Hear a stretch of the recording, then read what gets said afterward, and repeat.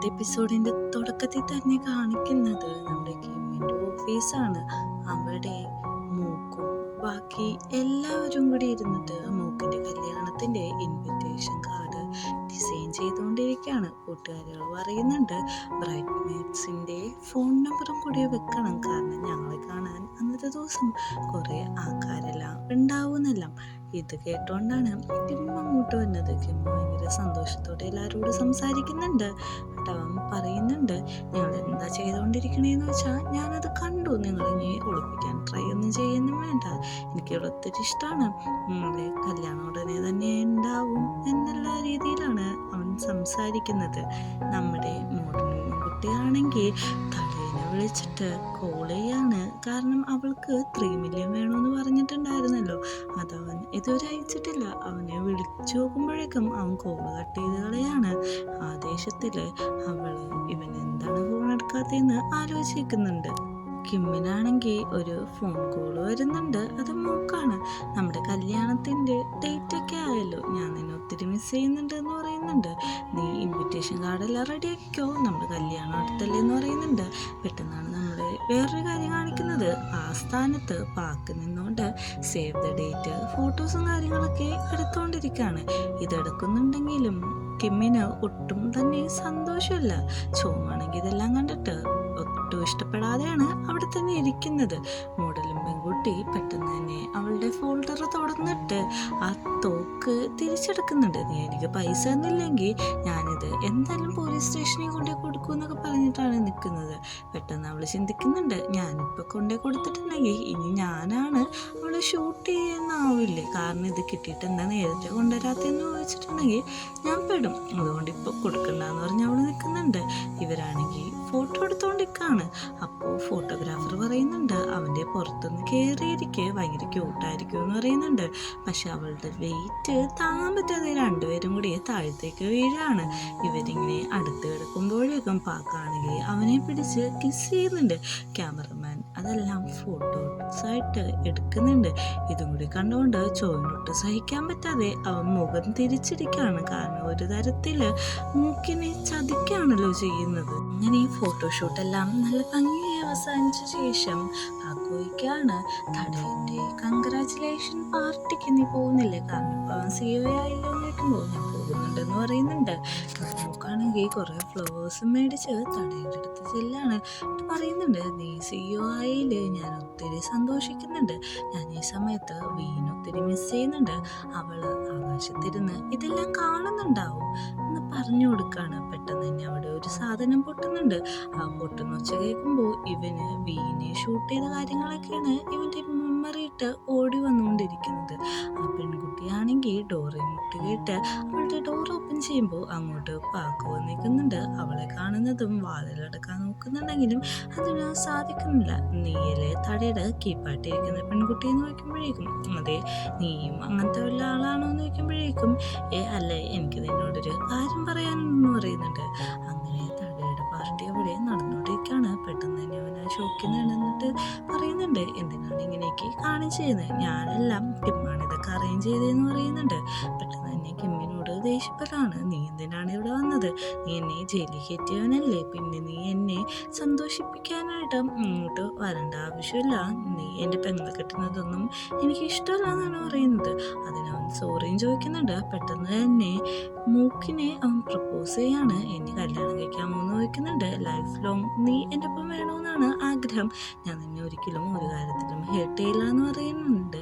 അവളാണെങ്കിൽ അവൻ്റെ proposal accept ചെയ്യാണ്.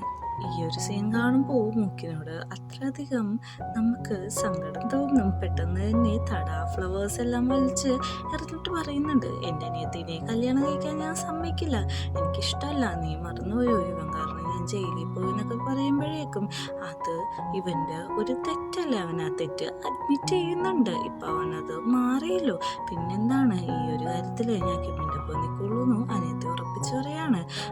ആണെങ്കിൽ മോഡലിംഗ് പെൺകുട്ടിയുടെ അടുത്ത് എന്നിട്ട് പറയാണ്, നാളെ തടേനെ മൂക്കി മൂക്കിനെയും കാണാൻ പോകണം. അത് ഞാൻ പറഞ്ഞ പോലെ പറയണമെന്ന് പറയുന്നുണ്ട്. അവളാണെങ്കിൽ പൈസ കിട്ടിയ ഉടനെ തന്നെ അതിനെല്ലാം ചാടിക്കയറി സമ്മതിക്കാണ്.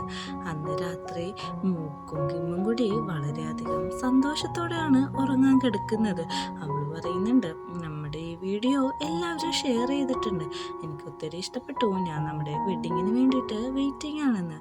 അങ്ങനെ ഉറങ്ങി ഒരു അസമയമാവുമ്പോഴേക്കും പതിയെ കിമ്മ ഉറക്കത്തിൽ നിന്ന് എണീക്കാണ്.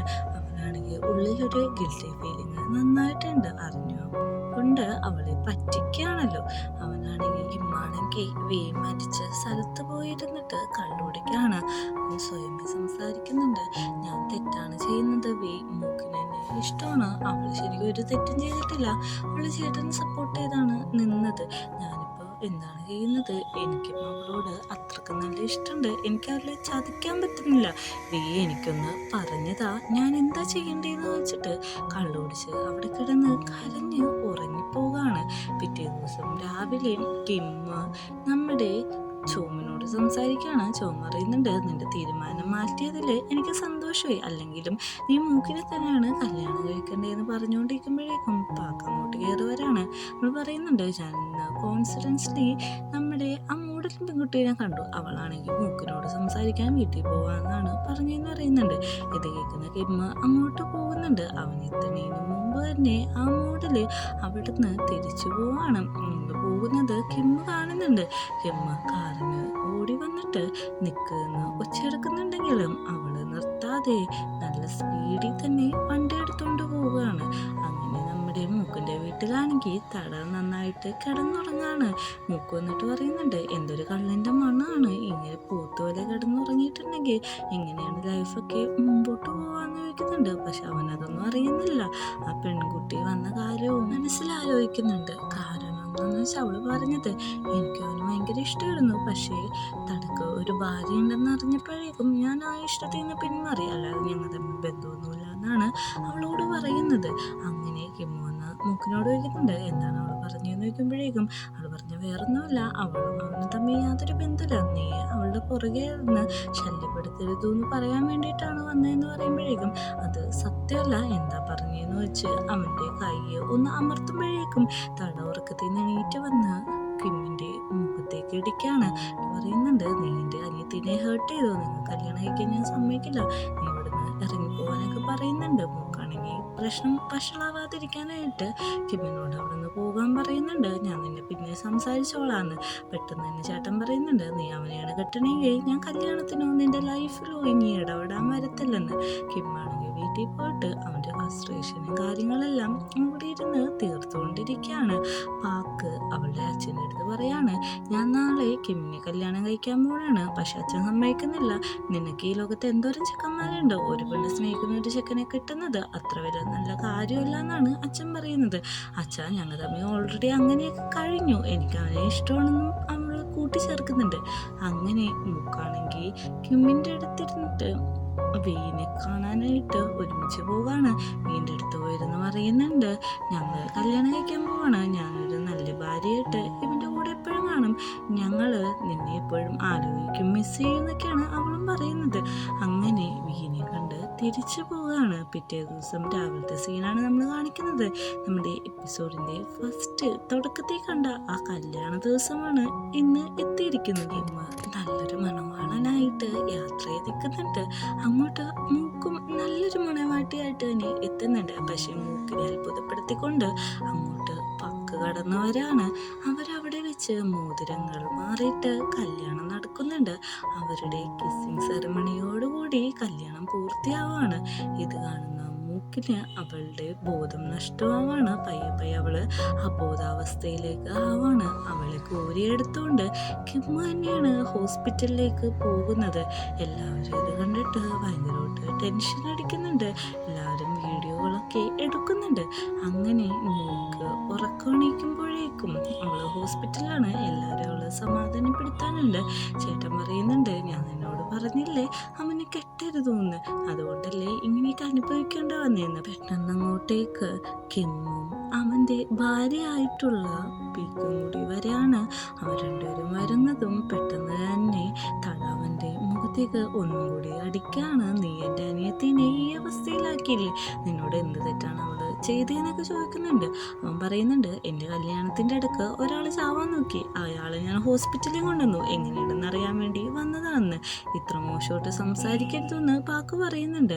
ഇതെല്ലാം കേട്ടോണ്ട് ഒന്നും മിണ്ടാതെ മൂക്ക് ബെഡിൽ തന്നെ കിടക്കാണ്. പാക്ക് വന്നിട്ട് പറയുന്നുണ്ട്, എനിക്ക് അവളോടൊന്ന് സംസാരിക്കണമെന്ന്. ആരും കൂട്ടുകാരികൾ സമ്മതിക്കുന്നില്ലെങ്കിലും അവസാനം സമ്മതിക്കാണ്. അങ്ങനെ പറയുന്നുണ്ട്, മനഃപൂർവ്വമല്ല, ഞങ്ങൾ തമ്മിൽ ഇത്രയും വർഷം ഭയങ്കര ഇഷ്ടമായിരുന്നു, എന്നോട് ക്ഷമിക്കണമെന്ന് പറയുന്നുണ്ട്. മൂക്കൊന്നും മിണ്ടാതെ മുഖം തിരിച്ചു കിടന്ന് കരയുക മാത്രമാണ് ചെയ്യുന്നത്. അന്ന് രാത്രിയാകുമ്പോഴേക്കും കിമ്മിൻ്റെ ഡ്രസ്സെല്ലാം അഴിക്കുകയാണ് പാക്ക്. അവള് സെഡ്യൂസ് ചെയ്യാൻ പോകുന്ന പോലെയാണ് ബിഹേവ് ചെയ്യുന്നത്. എന്നിട്ട് പറയുന്നുണ്ട്, നമ്മൾ കല്യാണം കഴിഞ്ഞു എന്ന്. അവൻ പറയുന്നുണ്ട്, ഞാൻ എന്തുകൊണ്ടാണ് നിന്നെ കല്യാണം കഴിച്ചതെന്നുള്ള കാര്യം നീ മറക്കരുത്. ഏത് അവസാന നിമിഷത്തിലാണോ എനിക്ക് ബ്രൈഡിനെ മാറ്റാൻ തോന്നിയത്, അതിനെപ്പറ്റി എനിക്കൊന്ന് സംസാരിക്കാനുണ്ടെന്ന്. അങ്ങനെ നേരെ സീൻ കട്ടായിട്ട് ഹോസ്പിറ്റലിലാണ് കാണിക്കുന്നത്. മൂക്കാണെങ്കിൽ എല്ലാം നഷ്ടമായ ഒരു അവസ്ഥയിലാണ് ഇരിക്കുന്നത്. അവൻ തന്നെ പ്രപ്പോസ് ചെയ്ത കാര്യങ്ങളെല്ലാം അവൾ ചിന്തിക്കുന്നുണ്ട്. ജീവിതമേ കൈവിട്ടു പോയെന്ന് തിരിച്ചറിയുന്ന നിമിഷത്തിൽ അവൾ ആ വലിയ തീരുമാനം എടുക്കുകയാണ്. അവളുടെ ഹോസ്പിറ്റലിൻ്റെ മുകളിൽ നിന്ന് ചാടി ചാവാനാണ് അവൾ തീരുമാനിക്കുന്നത്. ഈ ഒരു സീനും കാണിച്ചിട്ടാണ് 4ാമത്തെ എപ്പിസോഡ് അവസാനിക്കുന്നത്.